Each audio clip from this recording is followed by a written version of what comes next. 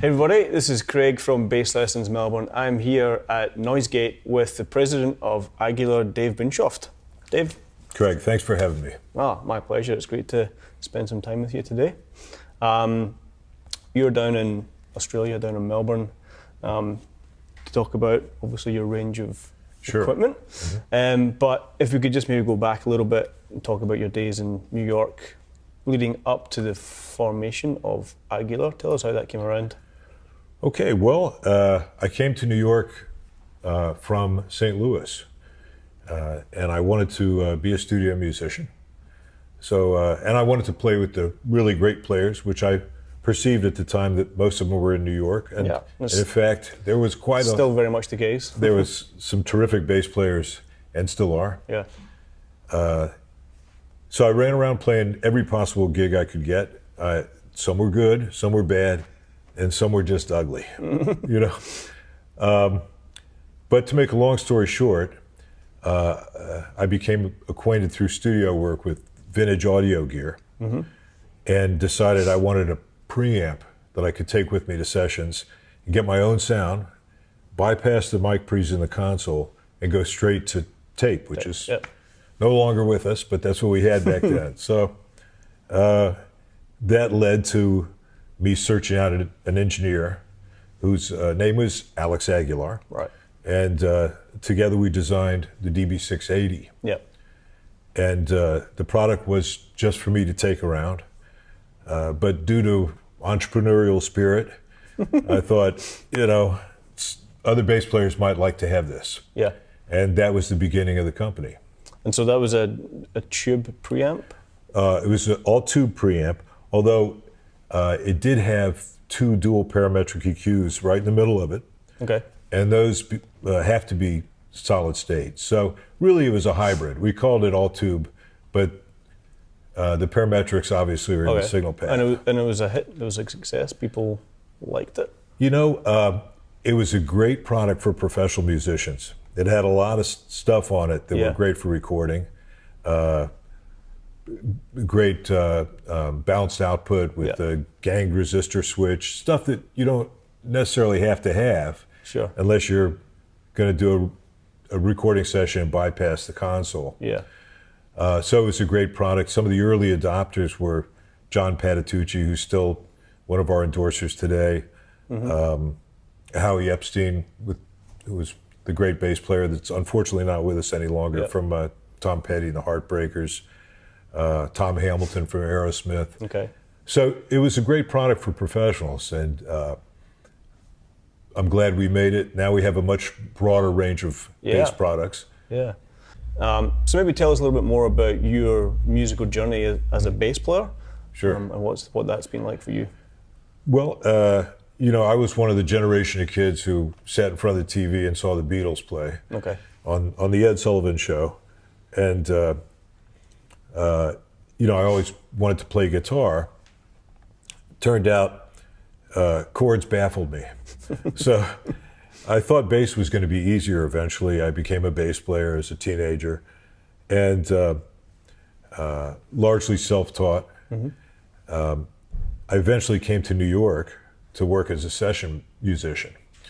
And I did every conceivable gig, Latin music. We did all kinds of recording. There was still a recording scene. So you didn't necessarily have to be at the top of the pile to do publishing demos. I did millions of children's books. I toured with the Mommas and the Pappas the later years. You know, there was always the... So the later years, that was still a pretty good gig and great musicians on it. Jingle dates.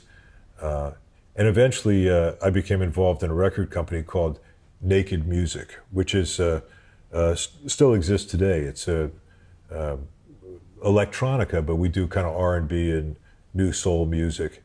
And my experience in the studios is largely what brought me to wanting to design gear, but it really was for myself. I didn't start with an intention of being a manufacturer. The funny thing about it is that we all have these kind of dark secrets. So my secret thing was, and I didn't remember it. I think I had blocked it out because my father was an engineer, And he was one of those guys that, you know, if you wanted something, he would kind of go, well, we don't have to buy it. We'll just build it, you know, if something broke around the house. So every weekend, instead of being out with my buddies, it was like, today we're going to regrout the bathroom or we're going to install a new toilet. It was like, you know, and he had his tool shop. These are great life skills. You know, if you need me to regrout your bathroom, I'm the guy. 1-800-DAVE-GROUT. I can do it. 1-800-DAVE-GROUT, yes. So, you know, eventually I talked him into buying me an electric guitar, but I didn't have an amplifier. So I said, Dad, I need an amplifier. He was like, well, why buy one? We can build one. How hard could it be? So, and I was taking electronics in high school. And so, I got the circuit boards. It was a Heath kit. I don't know if they have it here in Australia, but, they sent you a bag of resistors and, schematics and some boards. And, you can populate the boards and, hopefully it's going to work and everything. Mine never worked. And eventually I bought an amp by saving my lunch money. I saved it in a box, and finally I bought an amp off of one of my friends because the one I built wasn't happening. But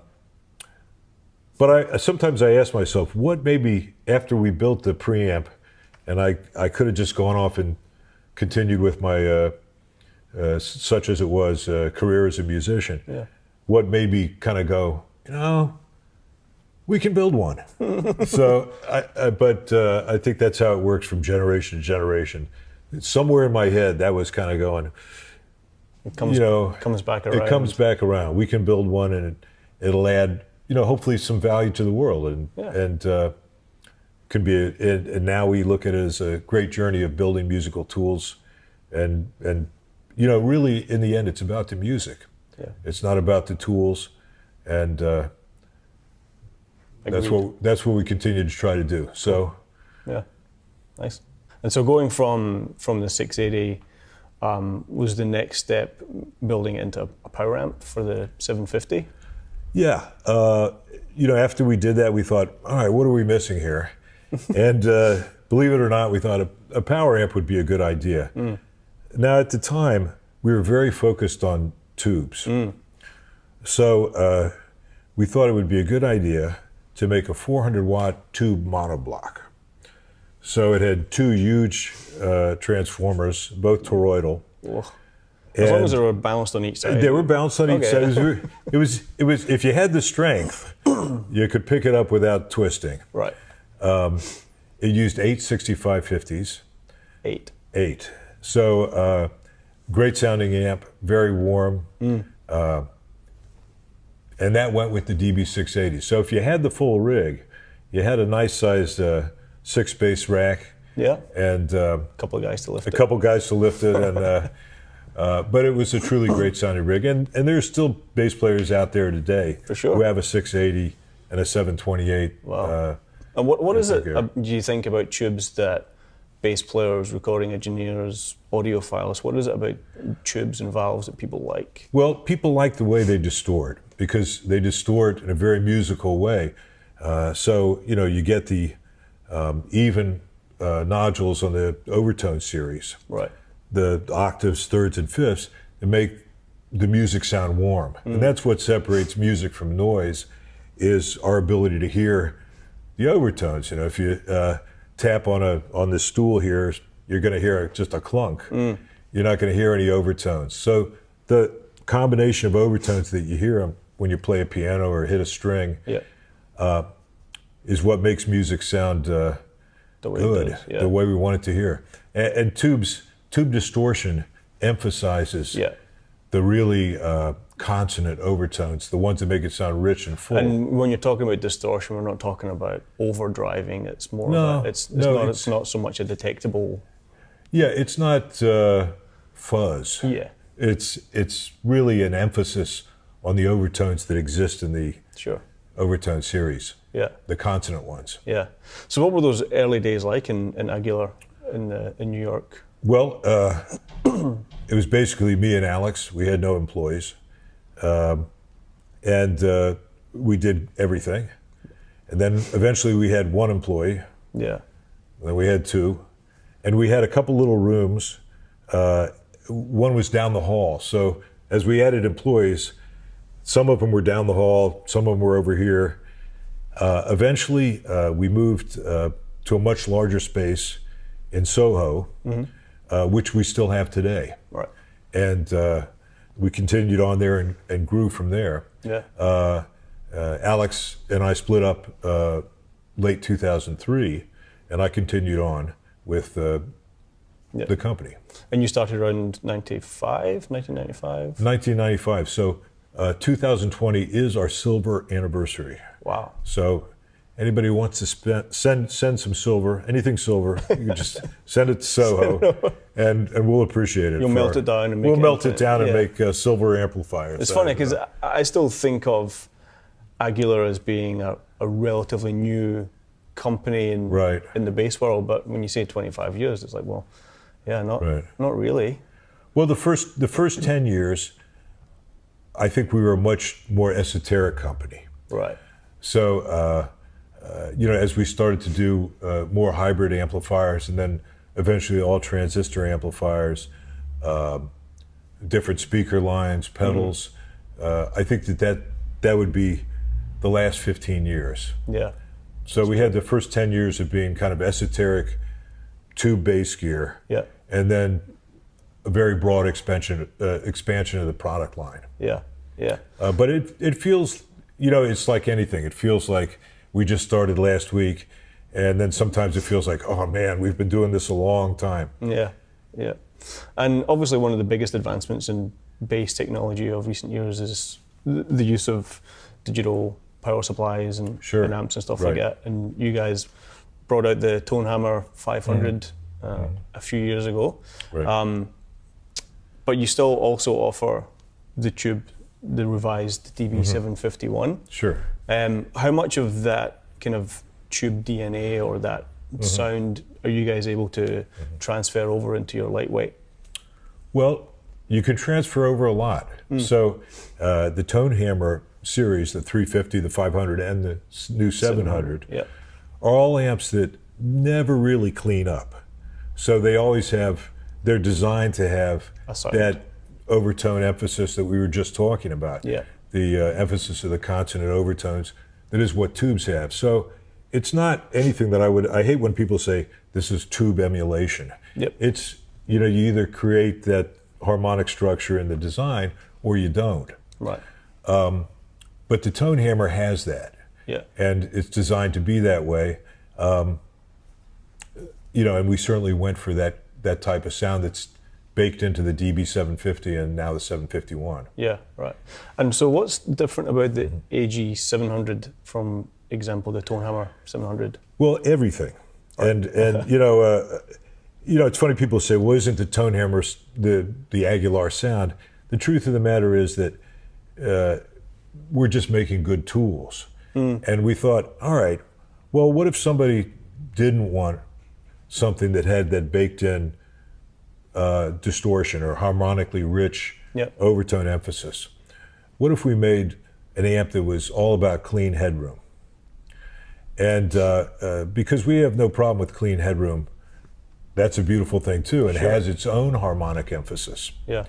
So the AG700 was a design that was designed to be big and open, and definitely doesn't have the harmonic distortion that the Tonehammer has. Yeah, right. So, sometimes depending on how silly we're being, we'll say, one's chicken, one's steak, which one, you don't want to necessarily have one all the time. In my time, I've had a 750, and I had one of the original AG500 SCs, just a single channel. Yeah.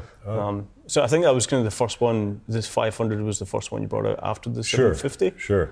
The 500 was definitely a hybrid of technology because it had a traditional toroidal power transformer, but it was a Class D amplifier. Right. So it was a switching amp. Okay.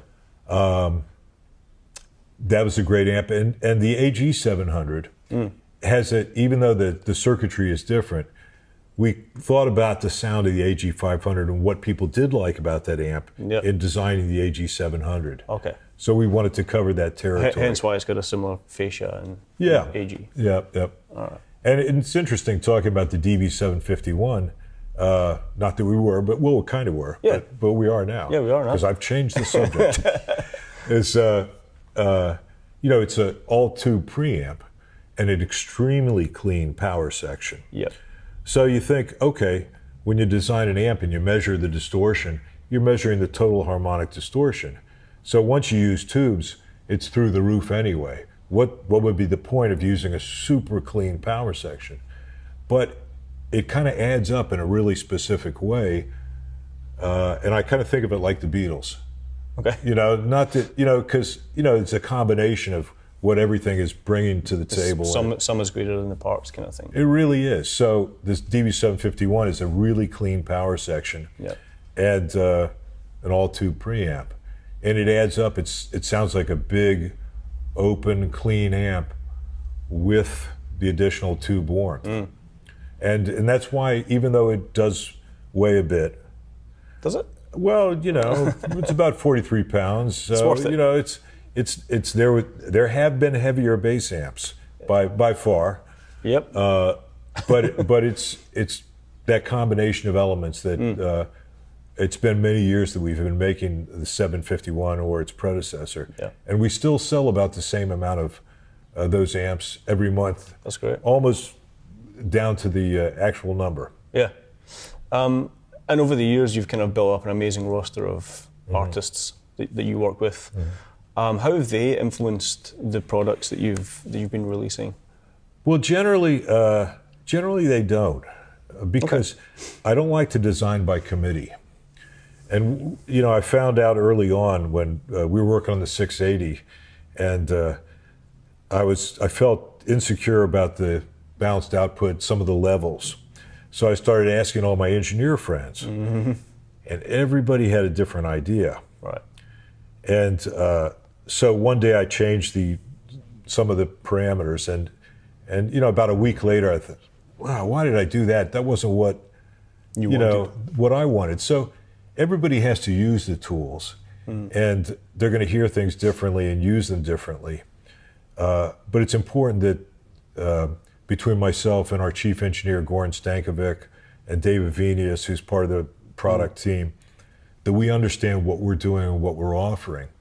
So we'll take feedback, but it's always after the fact. Okay. The one exception was years ago, Gary Willis, a great bass player, came into the shop, and we were showing him our new GS112. Yep. And I had settled on a prototype that I said, this is it. I said, Gary, come into the sound room and take a listen. And because we certainly want people's input, especially somebody that good. Yeah.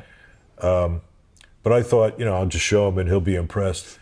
So he was like, I don't know. And then he kind of wandered around the shop, and we had a pile of stuff we had rejected. And he said, what about that one? And right there, he just kind of zoned in on it. And I said, no, don't look at that. Don't look. That's done. But he insisted, and we put it in the sound room. And he played. About 2 hours later, he came out and he said, Dave, you have to make that. That's the one. That's the GS112. And I remember kind of going, gee, I don't know. But honestly, in retrospect, he really called it. All right. And so GS stands for Georgia and Stella, who are my kids. But maybe it should stand for Gary Says Willis. Gary's S on the end. Apostrophe S. So we love to show the stuff to players and get their input, but we don't design by committee. Sure. Because then you get really confused designs. Yeah, you got to pick your thing and go with it. We have to, and again, I work with a great engineer. If I didn't, it would be impossible. Yeah. Goran Stankovic is our new engineering partner. And he's terrific. We have great communication because I couldn't realize the designs by myself. Everybody would get electrocuted. We wouldn't want that. So it'd be really it sounds great, but bad for the reputation, So that's how we do it. Yeah, cool. And then obviously going from amplifiers, you've got a range of cabinets, Right. and most recently, we've had the super lightweight 112s, and you're bringing out super light 210 as well, and the 212, is that right? Well, we have the super light SL 112. A few years ago, we brought out the SL 410X. Okay. And so we've had that for a while. Now we have the variant of that, which is the SL 210, which is brand new. And I think about a year or two ago, we brought out the SL 212. Right. So really have the ability to mix and match. Oh, and I almost forgot. A year ago, we brought out an SL 115, which is a great cabinet. Oh, cool. No tweeter in it, but it sounds very full range. I play a 15, and I don't generally use the tweeter on it. For some of the 15s actually have quite a lot of. They go up pretty. They go up pretty high. I mean, you're really just not going to get what you want from a tweeter around 2.5, 3K, and a lot of times that's going to be air or string noise, and sometimes you want that in there. You want that blended in to kind of add some sizzle. Yeah. But often it's not necessary. Sure. That's why when we have a tweeter, it has a variable potentiometer on the back. Yeah. So you can get the amount that you need or don't need. Yeah. And the future, what's kind of anything in the pipeline? What are you guys looking to develop or build on next? Well, we haven't talked about pickups. So pickups, yeah. We started doing pickups a few years ago, and that's a really big and growing part of our business. Yeah. We're making it for many manufacturers. We don't do any true what you call OEM designs, where somebody might say this is designed. This is a Spectre pickup designed by Aguilar. The pickups that Spectre is using, or ESP or Ibanez, are all the exact same pickups that you can buy at retail. So again, it's like just sticking with your one thing and people using it, not designed by committee, just having, this is it. Yeah, I mean, I think that's our job. Our job is to design the gear, and hopefully it's going to be gear that is going to help people make their music. Sometimes we'll work with an instrument builder and they'll say, and it usually goes like this. Well, that's the best jazz bass pickup we've ever heard. But I was thinking, what could we do to add more mid-range to it? And I think, all right, why would I do that? It's like, because it's everything's a complex equation. So you could say, well, we can add more wire to it, but do we add a different gauge? Yeah. What is the overlap pattern going to be? And it's going to shift the frequency response as So yeah. there's no free lunch in the design world. Everything matters. So my usual response then is, look, you said you really like the pickup. This is what we're making, and 9 times out of 10, that works out just fine. Yeah. So. We're working on new pickup designs. We have a new pickup that we're going to be, we've announced, and we did a soft announcement at Summer NAMM. It's an original style P-bass pickup, like from 1951 through 55.